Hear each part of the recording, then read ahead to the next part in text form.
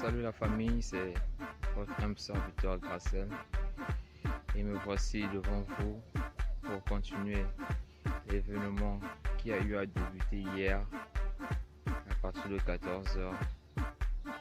Parlant un peu de la communication, comme ce que j'ai promis dire aujourd'hui, c'est parler un peu de la communication qui est donc le fondement de chacun de nos vies. Et donc aujourd'hui je vais parler de la communication et c'est un peu de détailler la première partie du sujet. Et donc qu'est-ce que vous allez retrouver dans cette session? Vous allez trouver donc la définition, des exemples, et aussi je vous invite à faire un exercice avec moi. Et donc dans cet exercice, j'aimerais vous inviter chacun de nous le faire pour essayer un peu de déterminer, de vivre la puissance de la communication.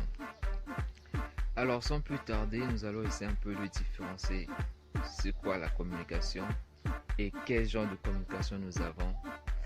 Nous avons donc c'est quoi la communication?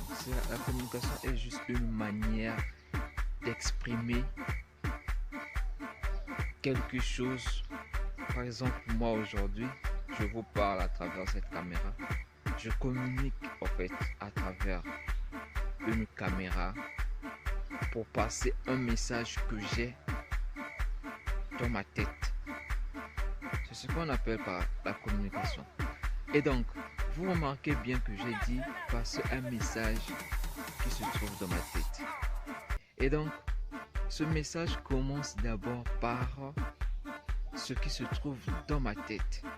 Et je le réalise.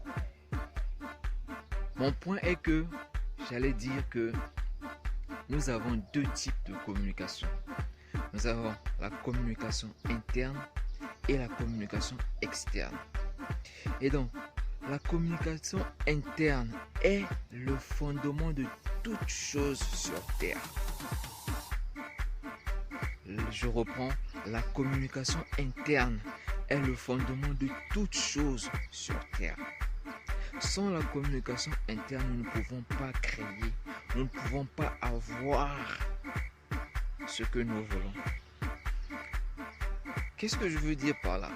Imaginons, je veux passer un message. Qu'est-ce que je dois faire? Je dois réfléchir. Je dois poser des questions. Qu'est-ce que je dois dire? Qu'est-ce que je vais faire? Et cette communication, je ne la parle pas la manière dont je le fais, par exemple, en direct de cette caméra, mais je fais cette communication intérieurement avec mon propre corps. Donc, il faut donc noter que toute chose qui vient du monde extérieur commence d'abord par la manière dont nous communiquons intérieurement. Et donc, nous allons essayer un peu de déterminer les points les plus importants afin que nous sachions comment utiliser cette puissance que le Dieu, notre Créateur, nous a donnée afin de produire les résultats que nous désirons et non de réagir aux résultats qui nous arrivent. Car tout ce qui est sur terre n'a pas de sens sauf le sens que nous le donnons. Je vais le redire. Rien n'a de sens sauf le sens que nous le donnons. Alors, je vais vous inviter à prendre part à cet exercice. Essayez un peu d'imaginer quand vous êtes en joie. Vous êtes dans la joie. Qu'est-ce que vous représentez dans votre tête pour être dans cet état de joie? Par exemple, moi, si je suis dans la joie, je représente un fait, je représente un acte, je représente une personne. Donc, je représente, je crée ma joie et non, je subis la joie. Parce que je prends mon temps dans ma tête de manipuler ce qu'on appelle l'état de joie en me focalisant sur quelque chose. Je prends mon temps de prendre par exemple, si quelque chose m'est arrivé, je dis ah, j'ai vu cette voiture, elle est belle, oh j'aime cette voiture. Et dans ma manière de représenter cette chose, je crée la joie. Je peux aussi prendre le cas d'être déprimé. Quand je suis déprimé, qu'est-ce que je visualise? Qu'est-ce que je représente?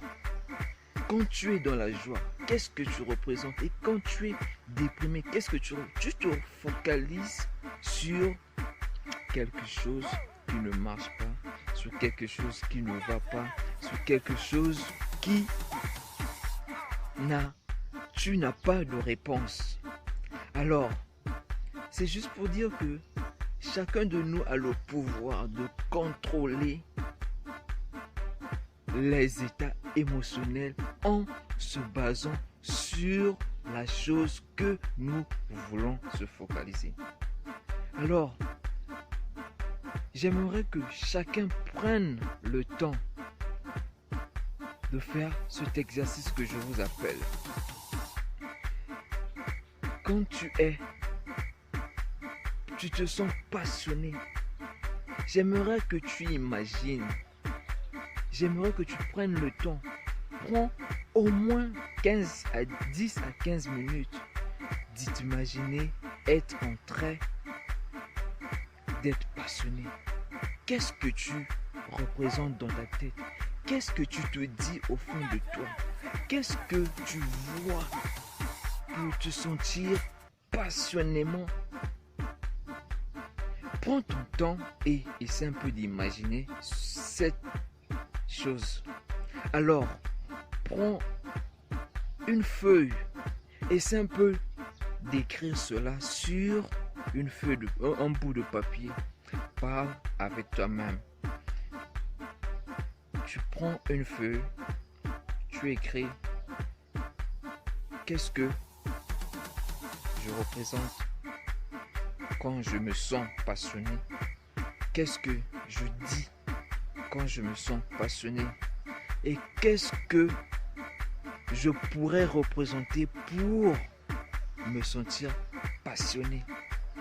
Avec ces 3 critères, tu peux changer un état à un autre. Par exemple, si tu n'as pas eu quelque chose à représenter, essaie d'imaginer si c'était que tu devais être passionné, qu'est-ce que tu devais représenter? Fais cet exercice et apprends à être réel. Sois réel dans ta chambre ou va devant un miroir. Fais cet exercice. Imagine-toi dans le mode de passion et vois un peu, est-ce que je peux la créer ou pas? Est-ce que je vais me sentir passionné ou pas? Est-ce que je vais me sentir déprimé ou je vais me sentir passionné? Parce que les gens se disent que non, je suis déprimé parce que ce qui m'est arrivé. Non. Quand on est déprimé, on a 3 choses qu'on fait. On représente ce qui nous rend déprimés, on parle d'une certaine manière et on utilise notre corps d'une certaine manière. Et donc, j'aimerais que chacun de nous puisse prendre le contrôle. Prendre le contrôle de manipuler un peu, d'être le directeur. Donc, que chacun soit le directeur de ses émotions, le directeur de ses mots. Donc, à chaque moment que tu voudras, tu pourrais contrôler la manière d'interpréter une situation en juste te te focalisons sur quelque chose. Alors, nous n'allons pas parler assez longuement. J'espère que cette vidéo a été inspirante, que chacun aura la possibilité de se retrouver dans cette vidéo. Et donc, je vous dis à demain. Merci.